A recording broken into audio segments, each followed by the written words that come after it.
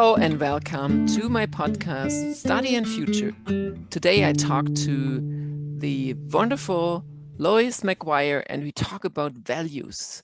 Values and why values are important. My name is Annett Grossmann and I'm a professor at the University of Applied Science in Heilbronn, Germany. And I talk to Lois McGuire and she is in Florida. Hi Lois, how are you doing this morning? It's a beautiful day in Florida. I hope it is where everyone is, where you are.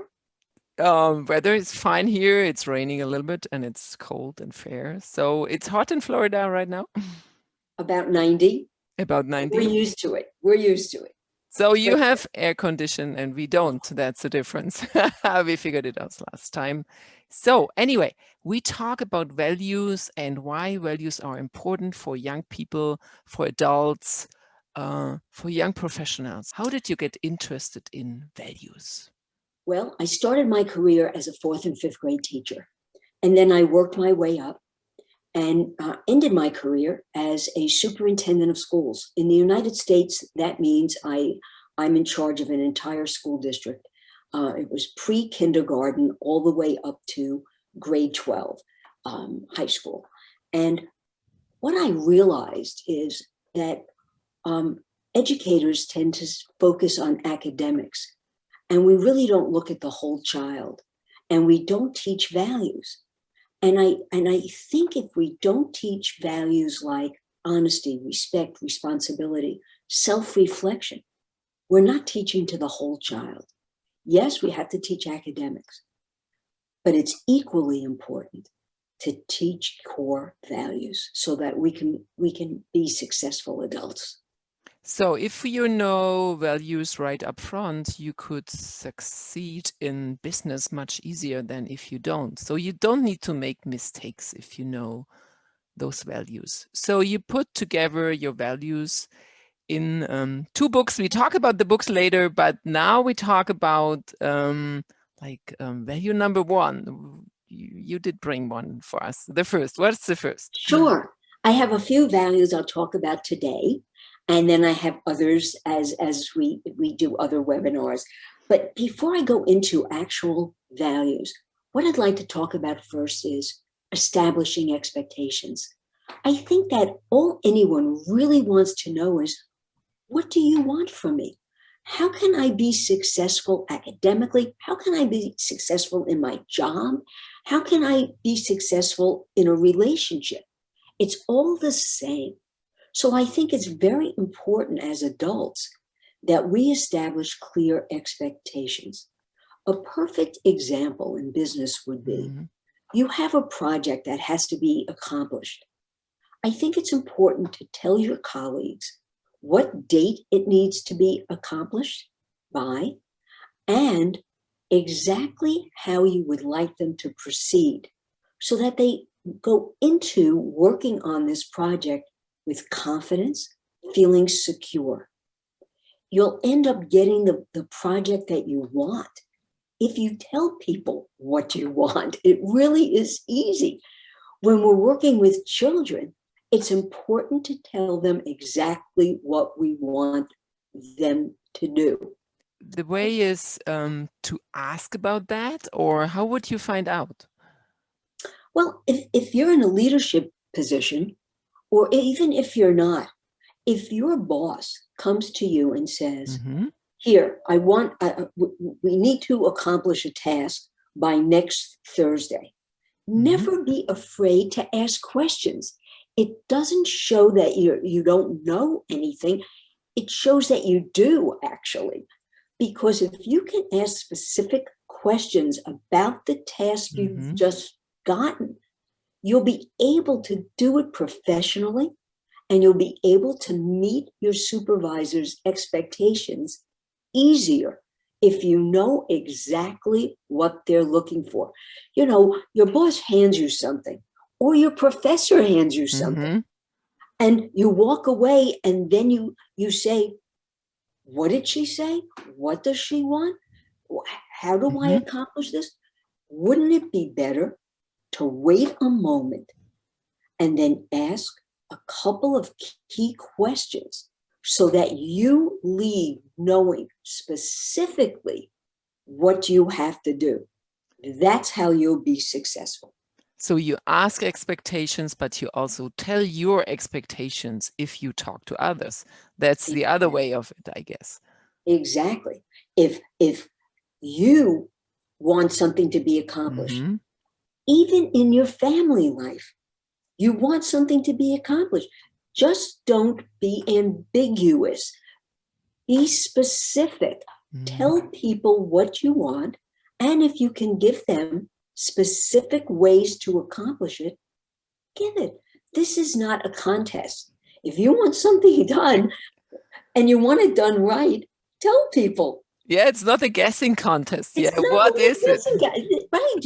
You want your colleague to be successful. You want your spouse to successfully accomplish what it is you want him or her to do. So don't play games.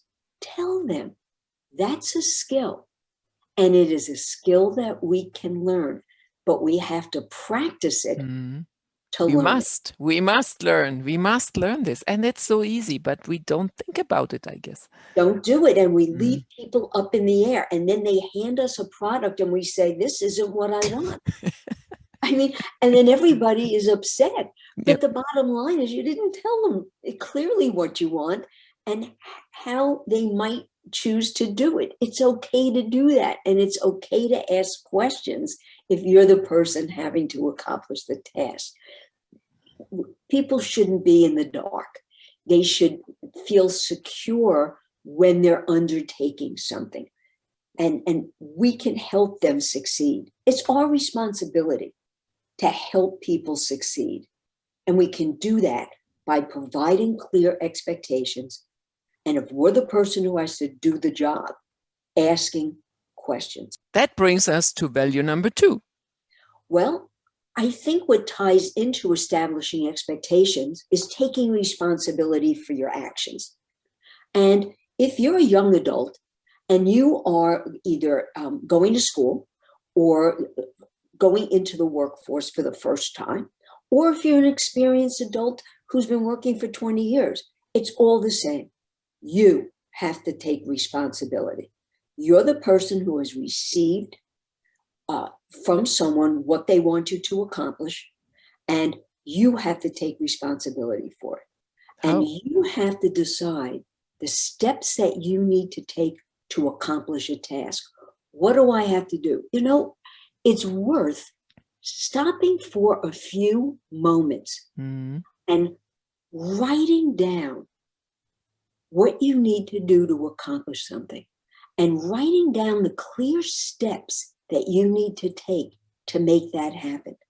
That's how you succeed. Usually what people do is they run right out and I have to get this done and we have to get this. Stop a moment. Take a deep breath. What do we need to do to accomplish it? Now, do I need to work with another person? If I don't know all the information, do I need to go to another person? Do I need to research it? Those are all things that you put down in writing so that you accomplish it. The only person who can accomplish a task is you, and you have to take responsibility for it. And if it doesn't meet the expectations of a professor, your boss, you take responsibility. There is nothing worse than blaming another person. That is so true, because it happens too often. People blame someone else, but it doesn't help, because you don't need to do a mistake twice. So if you blame the other person, there's actually no value in that. None. It's no helping. It's none, really. It's just wasted time. So just stop that and then take responsibility. But how would you really, you have an example for us? Sure. It's perfectly okay if a supervisor or a professor say to you, this doesn't meet my expectations. You have to ask why. Just like if you apply for a job and you don't get the job, never be afraid to pick up the phone and call the person in personnel who interviewed you and say to him or her, would you be willing to talk to me about where I let down so that I didn't get the job? What do I need to improve upon? You think they will tell you? Will they tell you? Well, I will tell you, as a superintendent of schools, I told the person, I knew why they didn't get the job. I mean, I knew it. And if they were willing to be open to learn about themselves, and they would say to me, either in the phone call, I'm sorry, we selected another candidate. Usually you say they had more experience. It's easy, it's an easy out for an employer to say that. But if they said, could you tell me? I would say, of course, because I knew why they didn't get it. But you have to be strong enough to accept that. It's not easy to hear a deficit. It's not easy to hear that you need to work on something.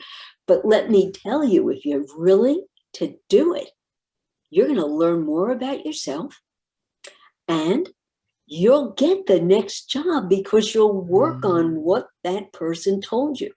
And it may be as simple as, I was turned off because of what you wore to the interview. So I immediately knew you weren't right for this job. You had on cut off jeans, ripped jeans, you're afraid. If you're looking for a job, you have to dress appropriately for that job, depending on what that job is. So it could be something very simple. Or it could be that when I was interviewing you, you said, a lot. And you're going, in this job, you're going to be working with people. And you have to be able to speak clearly and professionally. And because you said, you're not right for this job. Well, now you know I have to practice that. I have to work on that. And I have to practice in front of a mirror so that I can learn that skill of how to speak without always stopping all the time. You could also try this with a friend up front and then ask the friend, because maybe it's a little tricky to call that person that refused to really hire you, and maybe they will not tell you the truth anyway. So let's maybe just ask people you already know. Maybe they already do know why you are not fit for something, or your professor does know why you didn't get the best grade.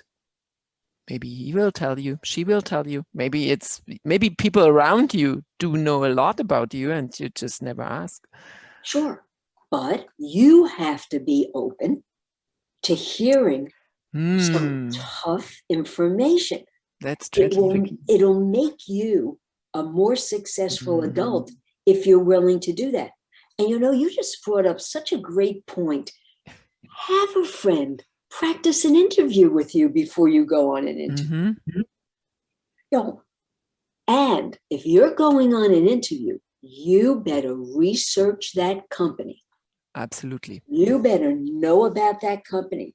A surefire way not to be hired is not to research that company. One of the first questions I always asked a prospect was, what do you know about this school district? That's good, yeah, because it also saves you to explain what you would tell anyway. So that's also the boring thing when you have to tell, we are doing this and that and so on. So you say, what do you know about us? This is good. It's good advice. It tells the employer that you cared enough to do some research about it. Exactly. Cool. I got my first superintendency because I spent hours in the library of that city reading the local newspaper to find out what the issues were in that school district. And it's much easier now. It's easier now because it's online. You just have now everything's online. At that time, you had to physically go and sit in a library and read. Now it's easy. You could do it in your bathrobe, for goodness sake. So be informed. Be informed. Yep. Sure, if you want to be successful, People leave a job. We just talked about taking responsibility. People don't get a job and they don't take ownership of not getting a job. They blame the employer. It's not my fault I didn't get it. Well, of course it is. Who else's fault is it? Take responsibility. So Cool. sure. So value number 3. Value number 3, I think it's learning to be positive. I have found, especially with children, that people today tend to approach things in a negative way. Being positive is a skill. Learning to accept things in a positive manner is something that you can work on. Instead of looking at the glass half empty, looking at the glass half full. Something may not have worked exactly the way that you wanted it to, but there's always an element of every experience that did work, that was positive. You know, every day when I was driving home from work, I looked at the total day's experience and I said to myself, what worked really well today? And how can I build upon it? And what didn't work as well? And what do I need to do to make that better? That is approaching a situation in a positive way. You look at it, you assess it, and you see how you can make it better. The only person who can make it better for you is you. And it depends how you look at it. So can you learn that? Is it possible to learn to be positive? No question about it. When you go out for dinner and you're sitting in a restaurant and the waiter or waitress doesn't come over right away, relax. You're out for dinner. You're making a night of it. Look at the surroundings. Look at things. Take a deep breath. They'll get there. Instead of sitting down and saying, where's the waiter? I want my glass of water. I want my drink. That's thinking of dining you started your dining experience in a negative way. In Germany, actually, you would never really call, look for the waiter, search, call, scream, or whatever. You would patiently sit there and expect the waiter to walk over. It can be soon or it can be later. So that's just, we are used to that. You're used to it, but how do you handle it?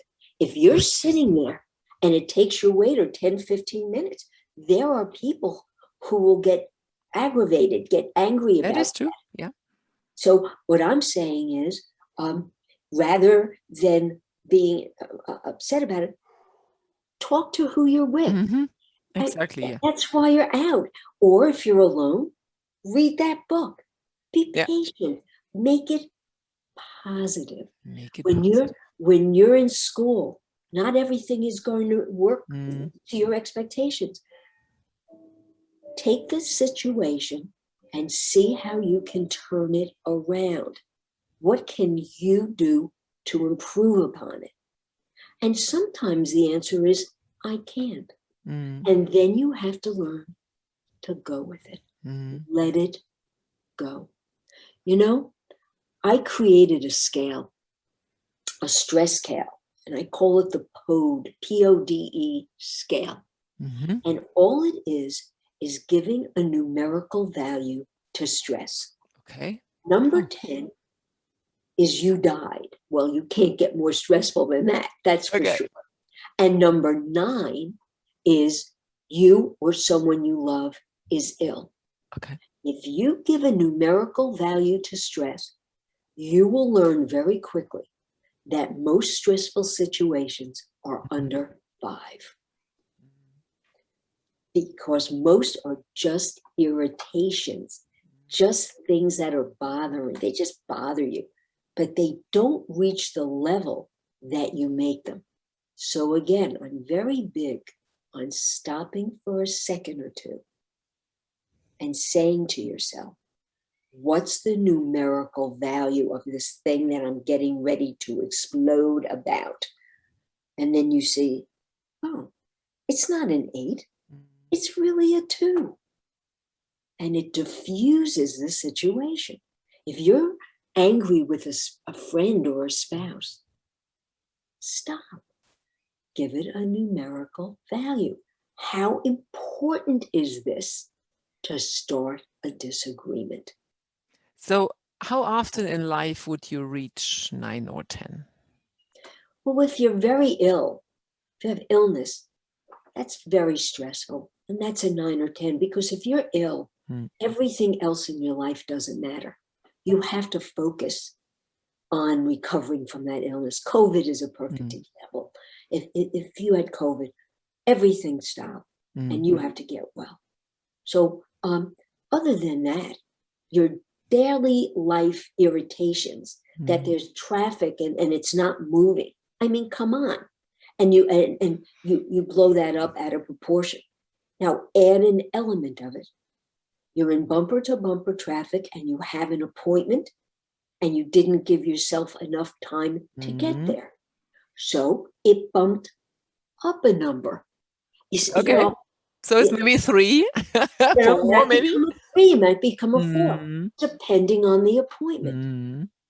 If you have your cell phone and you can call that person and say that there's a lot of traffic today, it goes down.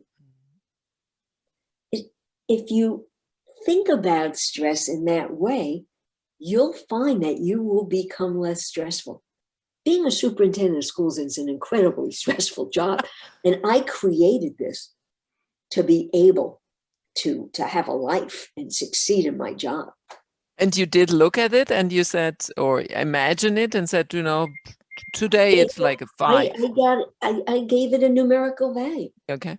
And if a child wasn't being hurt or wasn't in jeopardy, it moved it way down. It way down. I mean, what's really important to you? Yeah. You have to know what's important to you, what's important in your life. Danger for life is always 8, 9, 10, but everything else. Yeah. Yeah, I mean, really, cool. You study hard for a test. Good example. And you don't do as well. And you get that paper back and you received a poor grade. That's stressful.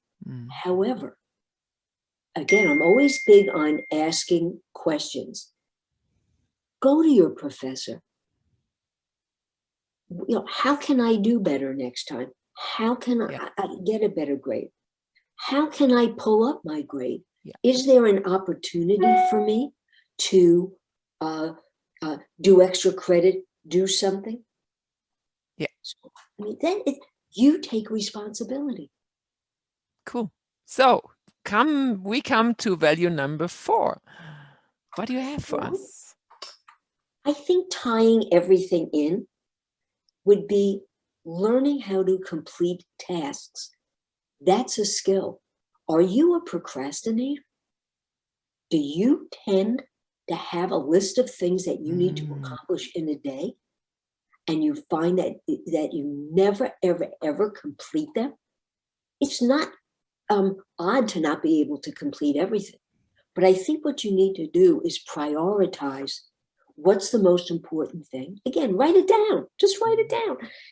Prioritize it so that you do accomplish what you really need to accomplish. Now, no one likes to take on something that's not fun, that they don't really want to do, but it might be a high priority in your life and you may have to do. So another approach you can take is to immediately do the tasks that are simple, easy to do, you do them well, you know you can get them done, and then tackle the rest. You have to figure out how you can accomplish tasks. What works for you? What's the most, are you a morning person?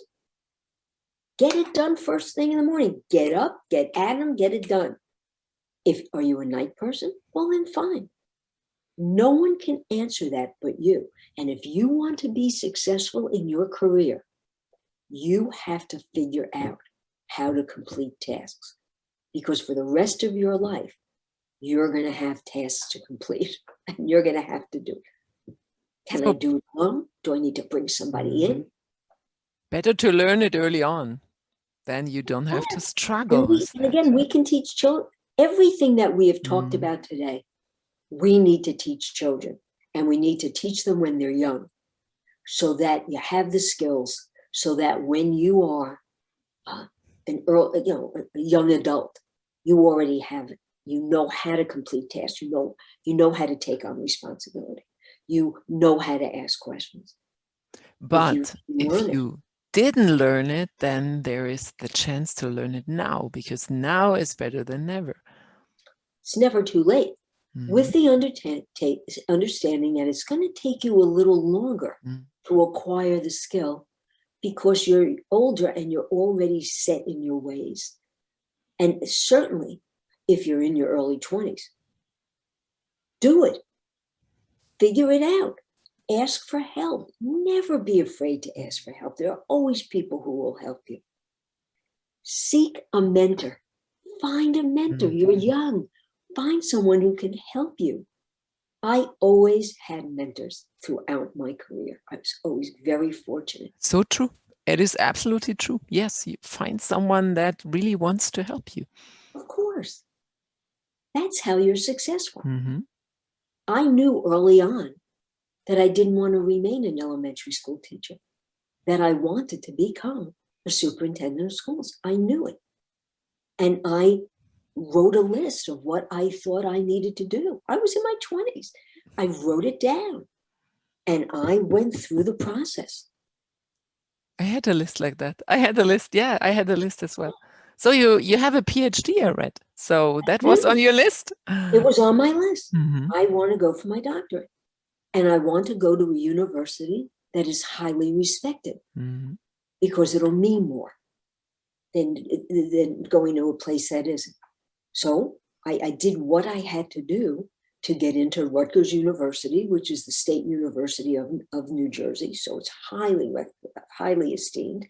And it took me 5 years. I was willing to do it for 5 years, work during the day, go to school at night, write a dissertation, do it all while working. Sure. Wow. I had to pay for it. I had to work. Yeah. I had to work. That's actually, in Germany, it's easier. It's a little bit easier if you find a good place to do your PhD, but then you still have to work on it. It's not a given. It's just only people that have enough discipline will make it, regardless of the circumstances. So it is possible. Everything is possible. Well, yes. That was being positive. What you just said was possible. And, it was positive. When you look at a task, there are people who immediately look at it and say, oh, I can't do it. It's going to be too hard. Oh, my God, I'll never get it done. Oh. No. What do I have to do to accomplish this successfully? It's a different mindset. If you start off with, oh, I can't do it, well, you're not going to do it. You create failure. Think of it. What do I need to do? What resources do I need to pull in to make this work? You can do it, and you can learn that as a kid. And if you're a young adult, you can learn it at 50. You can always, but it's harder. But our listeners are young, mostly, and we are young at heart anyway, so we can learn. It's never too late. So, Louise, I thank you so much for your time for the first session. So I hope we could help, and we see each other again. Absolutely. Thank you for having me. It's been great. Thanks. Bye. Bye.